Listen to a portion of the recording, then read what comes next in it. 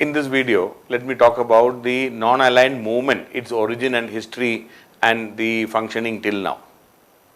In fact, as I was talking earlier, non-alignment as a principle, this is independence in foreign policy and maintaining and a national interest or the foreign policy with national interest in mind, not guided by any foreign power. You are not aligned with anybody else. So that is how this idea evolved, and especially during the Cold War era and the beginning of the Cold War era, when there is a lot of pressure on the newly emerging countries to join either the Western Bloc or the Eastern Bloc, or either the NATO-led forces or the Warsaw Pact, the US versus USSR. So the idea of non-alignment came, and the idea was elaborated in the Bandung Conference in a big way in 1955. So the conclusion, or rather the idea for, or rather the discussions for non-alignment was done in the Bandung Conference, the Afro-Asian Summit at Bandung in Indonesia, and that finally led to the 1961 summit or Belgrade Summit. Belgrade in Yugoslavia. And please remember, Yugoslavia was it was led by Marshal Joseph Tito.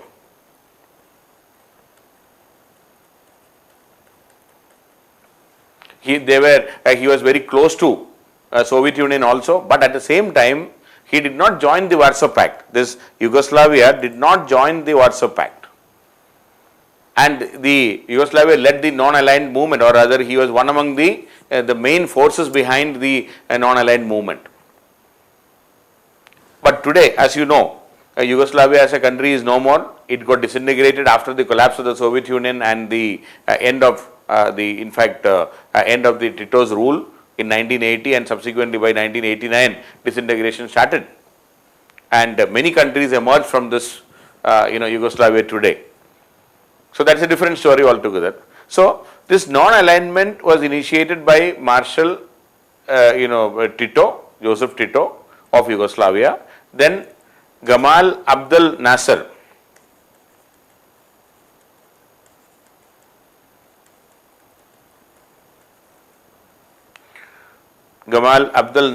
of Egypt.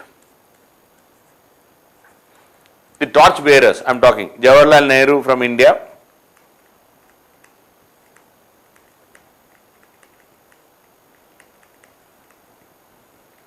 then the Indonesian President General Sukarno,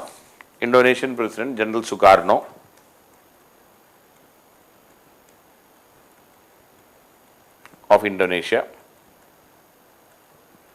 and the President of Ghana at that time, Kwame Nkrumah.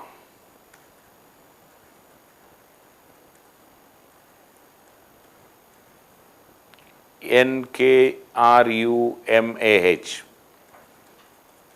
Ghana. So these leaders were considered to be the torch bearers of non-aligned movement, and the first summit was held in Belgrade in 1961.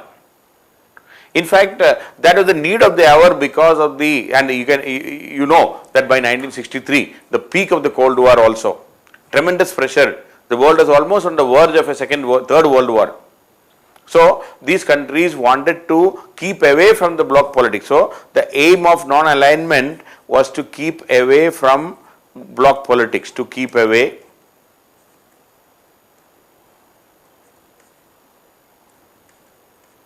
from bloc politics.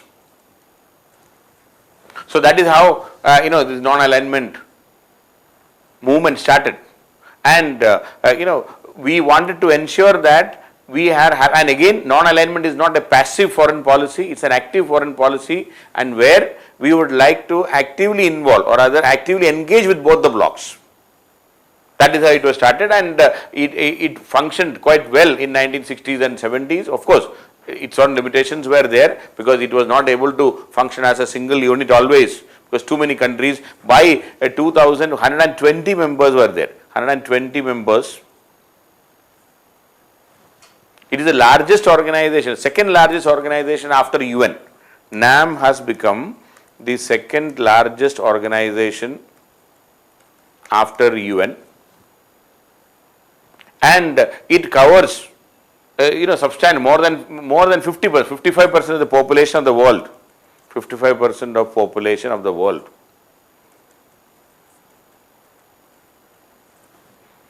So definitely it covers a large area, and mostly the developing countries, NAM countries are mostly the developing countries. It also could increase the South-South cooperation. We always talk about South-South cooperation. NAM, see, the concept of South-South cooperation is, please remember, we talk about North-South. That means most of the developed countries are in the northern hemisphere, and the northern part is equator, and most of the US, Canada, Europe, Japan, even Russia, all of them are in the north. So whenever there is a cooperation between developed and developing, we call it as North-South cooperation. And when we talk about cooperation between the developing countries, this is South-South cooperation. So this non-aligned movement has actually helped in enhancing the South-South cooperation. And definitely there is some space for all these countries without joining both the blocs. At the same time, we were engaged. Even India in 1971, we signed a friendship treaty with the USSR. So it's not that we were keeping 100% aloof and away. It was not an equidistant policy. Some difference in the distance was always there. And India, hosted the 7th NAM summit in New Delhi, and that was in 1983. 7th NAM summit, 1983. Indira Gandhi hosted the 7th NAM summit, and this was the time when India was very active about the Palestine cause. And subsequently, after the assassination of Indira Gandhi, in fact, NAM has no permanent secretariat. Please remember, NAM has no permanent secretariat. So normally the secretariat will be passed on from the chairperson to another one. So when India hosted the 7th summit, now the secretariat has come to India, and India will be leading for the next 3 years. Normally these summits are held in every 3 years. So immediately after the assassination of Indira Gandhi, when Rajiv Gandhi came to power, he took the leadership of NAM, because India is the host country till the next summit. The 8th summit was held at Harare, Zimbabwe, and Rajiv Gandhi played a very active role in the world's fight against racialism and apartheid, because apartheid is the name of the racial policy being followed by in South Africa, and Rajiv Gandhi took a special lead, organized the African countries against apartheid, which finally led to the end of the white supremacy in South Africa. Nelson Mandela was released from the jail. Finally, he formed the government in 1990. He became the president of South Africa in 1990, Nelson Mandela. And India, being the active partner of this non-aligned movement, or India playing a very active role, especially by Rajiv Gandhi, could help in removing or rather stopping or rather ending the apartheid and the racial rule in South Africa. But after the collapse of the Soviet Union, please don't forget, 1991 collapse of Soviet Union, things started changing, because this bipolar politics ended. Bipolar politics ended. And the world, the sole superpower is the US, and the need for keeping away from the bloc politics is no more. So naturally, the relevance of NAM started changing or started diluting, and most of the developing countries, most of the NAM members started actively or becoming more closer to the US, like India, Brazil, even South Africa, Indonesia, all Egypt, all these countries have slowly moved closer to US. One, please remember, the Soviet Union collapsed, the Warsaw Pact and the communist countries collapsed, a totally new government in most of these countries. Then, because of the end of the bloc politics and because of this new globalization and the spread of technology and the economic growth and development, each and every country in the world wanted to have a better relationship with the US, and most of the countries tried to improve its relationship with the US. So, the relevance of NAM as an alternative to the bloc politics have totally lost, and a new world order started emerging. Even a country like India, who were very suspicious about the intentions of US, we even signed a nuclear deal in 2005. So naturally, the relevance of NAM started declining after 1991. Moreover, slowly this leadership of the NAM started falling into the hands of anti-US countries.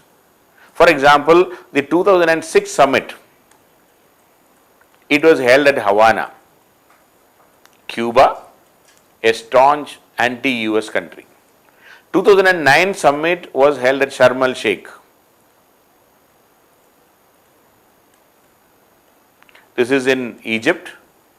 Of course, Egypt was an ally of the US, no doubt at that time, or very close to. It was Hosni Mubarak's time. The president of Egypt was Hosni Mubarak, and he was close to US, no doubt. But 2013 summit was held in Iran. Tehran, Iran was totally anti-US, Cuba was anti-US. 2016 summit was held at Caracas, that is in in Latin America, and a strong the Venezuela. And again, Venezuela's relationship with the US is even today it is quite bad. The 2019 summit, it was held at Baku in Azerbaijan. See, Azerbaijan, yes, there is no complaint about, and it's not anti-US. But in general, if you look, in the 21st century, in the last 20 years, when we talk about 5 summits, at least 3 of them were held at such countries where they are totally against the US, or US, there is no relationship with the US at all, or they have a very poor relationship with the US. So one big problem which is faced by the non-aligned movement is, after the collapse of the Soviet Union after 1991, is the role of NAM itself has changed. The relevance as a alternate to bloc politics has ended. Most of the leadership, the original leaders of NAM, who wanted to keep away from both the sides, became more friendly to US, and slowly the leadership of the NAM fell into the hands of those strong anti-US countries. This has further reduced the role and effectiveness of NAM as an institution subsequently. Moreover, as I said, NAM did not have a permanent secretariat. So that itself is a weakness. And when too many countries, and that to developing countries, and they have their own vested interests everywhere, so NAM could not implement many of its decisions. So it used to be, the decisions were taken through consensus in their summit meeting. The decision used to be taken through consensus in the summit meeting, and many a times it was found that NAM could not implement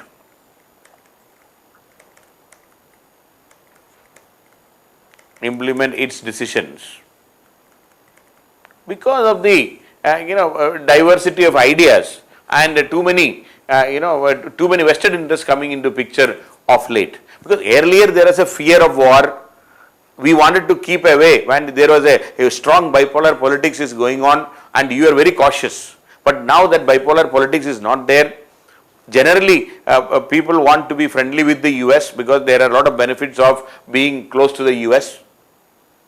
And at the same time, the non-aligned, so because of that, most of the countries where this NAM's use against the bloc politics ended, and slowly it fell into the hands of these anti-US countries also. So this has created a a question mark on the relevance and the working of the NAM. And slowly, as we have seen, especially in the last two summits, Indian Prime Minister did not even visit. He did not even participate in both the time, even in Baku or in Caracas, in both the time, Vice President of India participated. The 18th summit, so this 18th summit in 2019 was held in Baku. In 17th summit also the Prime Minister did not participate. Indian Prime Minister did not go for the meeting. That clearly show that there is a less importance for non-aligned movement even in a country like India, who can claim where India can claim that we are the torch bearers or we are the one of the founding members of the NAM. So because of the changed political scenario, the relevance of NAM got declined over the years, and countries like India, we are less interested in seeing as as a major torch bearer of NAM today, because we have already moved closer to the US, and we want to see and show to the world that we are closer to the US right now, because of which the relevance of NAM and India's interest in NAM, or the interest of many of these developing countries' interest has declined over the years. So NAM's relevance has gone down dramatically, especially after the collapse of the Soviet Union. So that is the situation about NAM today. Now I would like to talk about its relevance. How can we revitalize it? I would like to talk in a different video. That's all about the present situation of NAM.